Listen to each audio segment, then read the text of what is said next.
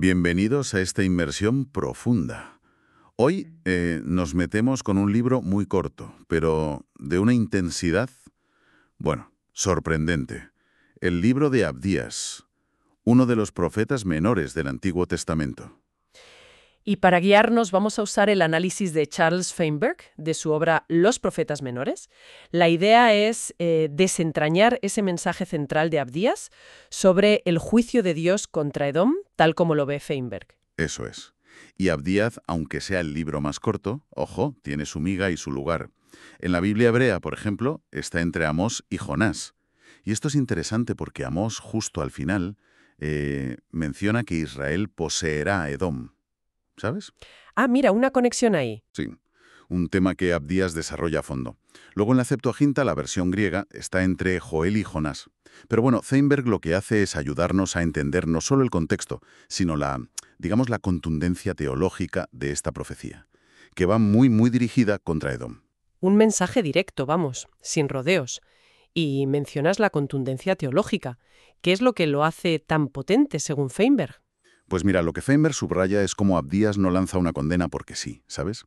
No es un Dios está enfadado y ya. Al contrario, Feinberg analiza con lupa las razones, las acciones y actitudes concretas de Edom que provocan esa respuesta divina tan severa. Y eso es lo interesante, ver cómo se argumenta, teológicamente, la justicia de ese juicio. Entiendo. Vale, entonces, si el tema principal es la condena a Edom, ¿cómo organiza Feinberg este análisis? ¿Cuáles son los puntos clave que Abdías presenta sobre esa destrucción? Pues Feinberg sigue bastante la estructura del propio libro. Los versículos 2 al 9 serían como el primer bloque gordo, ¿no? Y se centran en describir que la destrucción va a ser total y es segura, inevitable. Arranca con una declaración divina muy directa en el versículo 2. He aquí te haré pequeño entre las naciones, y serás muy menospreciado. Vamos, un ataque directo a cómo se veían ellos mismos. Y ahí entra el famoso orgullo de Edom, ¿no? Que Feinberg parece que le da mucha importancia a esto como la causa principal. Totalmente. Los versículos 3 y 4 van directos a eso, la soberbia del corazón de Edom. Y Feinberg insiste en que este orgullo no era algo abstracto, ¿eh? Estaba muy ligado a su geografía, a las montañas, a Petra. Exacto. Edom estaba en Sela, Petra, una zona montañosa, con fortalezas naturales en la roca.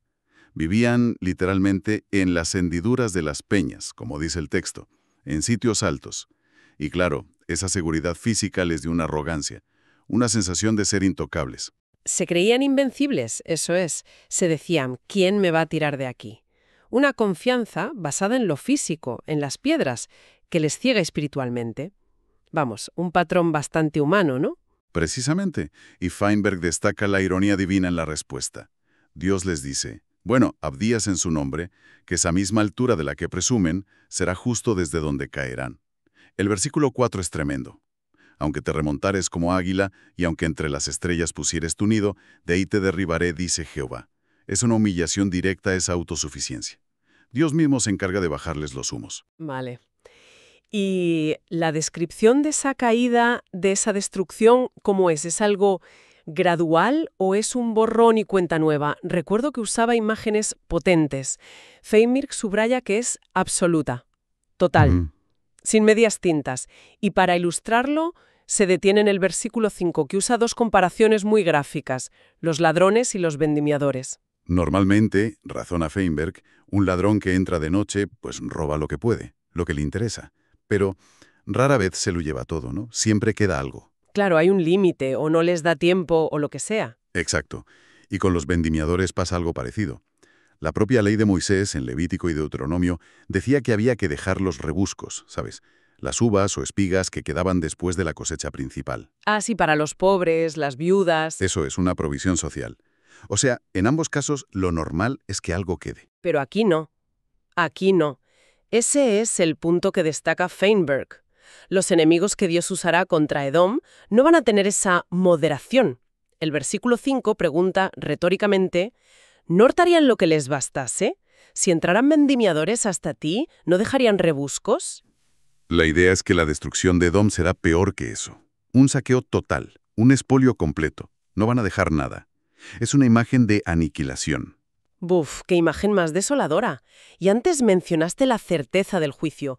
¿Hay algún recurso literario que Feinberg señale para enfatizar esa seguridad, esa inevitabilidad? Sí, sí. Feinberg resalta mucho el uso de lo que se llama el perfecto profético. A ver, aunque no siempre se vea claro en las traducciones modernas por el tiempo verbal, la forma en que se describen algunas cosas de la destrucción en los versículos 5 y 6, cómo fueron escudrilladas las cosas de Esaú.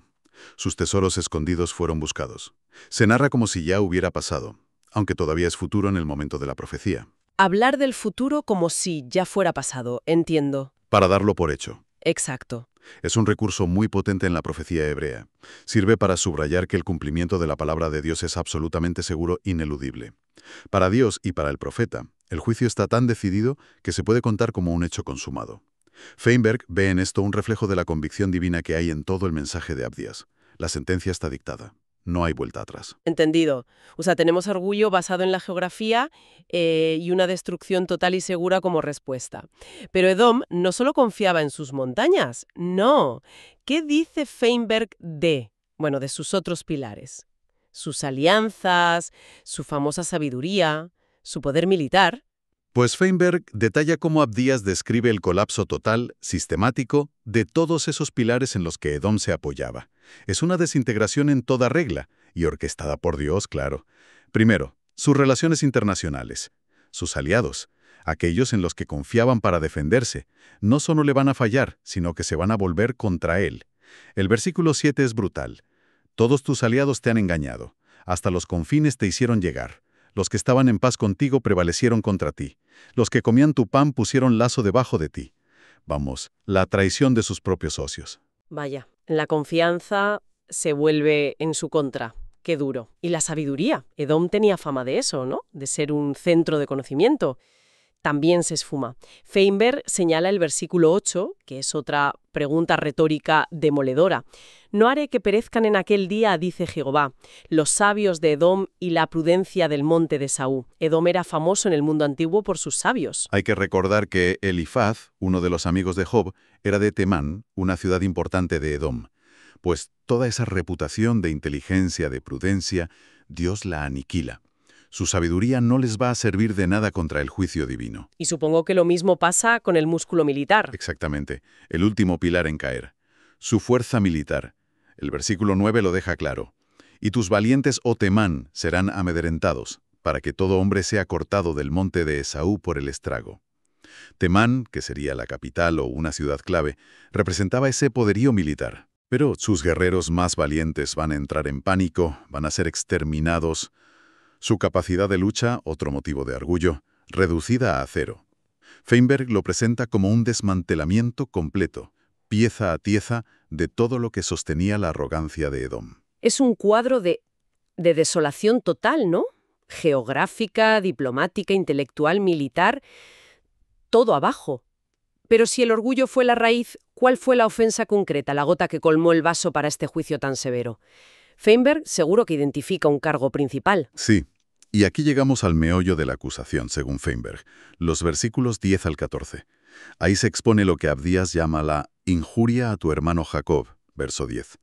La gran maldad de Edom, el crimen que clama al cielo, es la violencia y la traición contra Judá, contra Jacob. Y es clave recordar, y Feinberg lo recalca mucho, la relación de parentesco.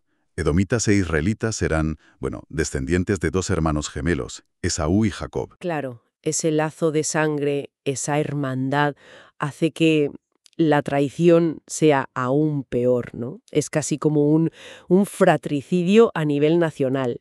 Sin duda, ese trasfondo de hermandad agrava cada una de las acciones que Abdías va enumerando y que Feinberg analiza con detalle. Estas acciones, según la interpretación más habitual que sigue Feinberg, ocurrieron durante la caída de Jerusalén, con los babilonios, sobre el 586 a.C. Y ojo, no fue solo pasividad o indiferencia, fue una hostilidad activa y oportunista por parte de Edom. Primero, como dice el versículo 11, Edom se mantuvo al margen, pero no como un espectador neutral, no, como un extraño, como uno más de los enemigos. Vieron cómo los extranjeros entraban en Jerusalén, saqueaban, echaban suerte sobre la ciudad, y Edom se comportó como uno de ellos. No movió un dedo para ayudar a su hermano. O sea, no solo no ayudaron, sino que se pusieron del lado de los agresores. al menos en espíritu. Exactamente. Pero la cosa va a peor. El versículo 12 condena directamente su actitud emocional. Pues no debiste tú haber estado mirando en el día de tu hermano, en el día de su infortunio. No debiste haberte alegrado de los hijos de Judá en el día en que se perdieron, ni debiste haberte jactado en el día de la angustia. Hay un regodeo, una alegría maliciosa al ver la desgracia del hermano. Una satisfacción perversa. ¡Qué terrible! Alegrarse del sufrimiento del otro. Uf. Y de ahí pasan a la acción directa. El versículo 13a. No debiste haber entrado por la puerta de mi pueblo en el día de su quebrantamiento. No para ayudar, claro, sino para aprovecharse. Y el 13b añade, no debiste haber echado mano a sus bienes en el día de su calamidad. O sea, participaron activamente en el saqueo, en el pillaje de la ciudad caída. Aprovecharon la vulnerabilidad total de Jerusalén para sacar tajada. Y quizás lo más infame, lo que culmina esta escalada de traición, está en el versículo 14. Tampoco debiste haberte parado en las encrucijadas para matar a los que de ellos escapasen, ni debiste haber entregado a los que quedaban en el día de angustia. Es decir, no solo saquearon, sino que se pusieron en los caminos para impedir que los judíos huyeran. Los capturaban y los entregaban a los babilonios, al enemigo. Bloquear la única salida y entregar a los supervivientes. Madre mía, es difícil imaginar una traición más cruel entre pueblos hermanos. Es una traición completa, despiadada. Feinberg insiste en que Abdías presenta esto como una condena durísima por el fracaso total de Edom en su deber fraternal, su obligación moral justo en el momento de mayor necesidad de Judá. No fue simple indiferencia, fue participación activa y malintencionada en la catástrofe de su propio hermano. Entendido. Entonces, resumiendo un poco el análisis de Feinberg que hemos visto, el mensaje central de Abdías es este juicio divino imparable contra Edom. Un juicio que se basa en un orgullo tremendo, nacido de la seguridad material, y sobre todo en una traición brutal y calculada contra su hermano Israel en su peor momento. Exactamente. El enfoque de Feinberg, tal como lo vemos en su comentario, se centra muchísimo en cómo la profecía de Abdías detalla con una precisión casi forense las causas, orgullo y traición fraternal, y la naturaleza total y irrevocable de ese juicio divino. No hay peros ni escapatoria en la visión de Abdías, según Feinberg. Queda claro que no se anda con rodeos el mensaje. Es directo, demoledor. Totalmente. Feinberg subraya mucho el principio de justicia retributiva de Dios que opera aquí. Dios responde a las acciones de las naciones y pone un énfasis especial en la responsabilidad agravada de Edom por sus lazos de parentesco con Israel. Actuar con esa perfidia, con esa hostilidad contra un hermano en tiempos de crisis tiene consecuencias especialmente graves a los ojos de Dios. La certeza del juicio, la minuciosidad con que se listan las faltas y sus consecuencias, todo eso es central en la exposición de Feinberg sobre Abdías. Es un mensaje muy potente sobre la rendición de cuentas, la responsabilidad moral y las consecuencias inevitables de nuestros actos, sobre todo en relaciones cercanas. Impresionante. Un libro tan breve, el más corto del Antiguo Testamento, y sin embargo con una carga tan potente. El análisis de Feinberg, centrado en esa justicia divina implacable contra el orgullo y la traición de Edom, la verdad es que deja huella.